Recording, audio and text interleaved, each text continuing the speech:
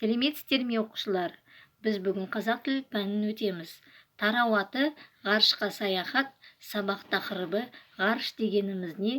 Етістіктің шақтары. Оқу мақсаттары: дерек көздерден кездескен жаңа сөздердің мағынасын мән-мәтін бойынша анықтау. Тірек сөздерді қолданып, белгілі бір стильде мәтін, мақала, мінездеме жазу. Етістікті тиісті шақта, өткен шақ, келер шақ, осы шақта қолдану. Балалар, сабағымызды бастамас бұрын бірінші тапсырманы орындаңыздар, яғни жұмбақтарды шешу.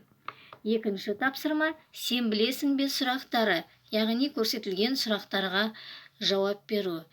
Және де балалар, түсіндірме сөздікті міндетті түрде дәптерлеріңе жазып алу.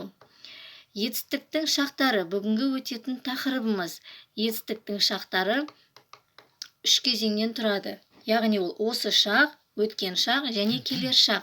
Осы шақ дегеніміз сөйлеп тұрған кезде болып жатқан қимыл, іс-әрекет. Мысалы, Аслан хат жазып отыр. Яғни бұл жерде Асланның осы шақта хат жазып отырғанын айтып тұр. Өткен шақ сөйлеп тұрған сәттен бұрын болып кеткен қимыл, іс-әрекет. Мысалы, мен жазда Астана қаласына бардым. Яғни бұл жерде өтіп кеткен шақты айтып тұр. Келер шақ.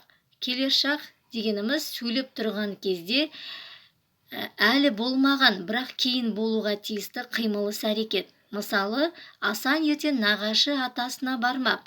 Яғни бұл жерде Асанның атасының үйіне баратынын айтып тұр. Үйге тапсырма: мақала жазу. Қазақ ғарышкерлері туралы шағын мақала жазып келу. Тірек сөздерді пайдаланып жазу. Рефлексия, кері байланыс. Бүгінгі сабақта не үйрендіңдер? Қандай қиындықтар туындады? Бүгінгі сабақ қызықты болды ма? Тыңдағандарыңызға көп рахмет.